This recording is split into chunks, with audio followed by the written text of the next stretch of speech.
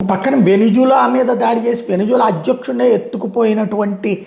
America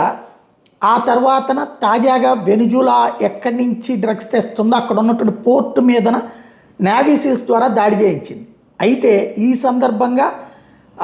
ఎవరైతే Venezuela అధ్యక్షుడు మదురోకి సంబంధించినటువంటి ఒక స్టేట్మెంట్ని తెర మీదకి తీసుకొచ్చింది. ఏంటంటే వాస్తవంగా మేమేమి డ్రగ్స్ వ్యాపారం చేయట్లేదు, ప్రొడ్యూస్ అవుతుంది కొలంబియాలో, మా దగ్గర కాదు, ఇక్కడ కొకైన్ లాంటి వాటిని అక్కడ తయారు చేసి అక్కడ పండించి తీసుకొచ్చి మా దేశం నుంచి అమ్ముతున్నారు, మేము ఒరిజినల్గా బాధితులము, కొలంబియా డ్రగ్ ట్రాఫికింగ్ చేస్తుంది,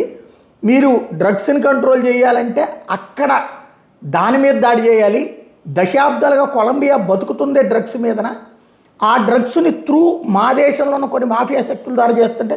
మేము అదుపు చేసే ప్రయత్నం చేస్తుంటే మమ్మల్నే తప్పుపడుతున్నారంటూ ప్రొజెక్ట్ చేసుకొచ్చాడు.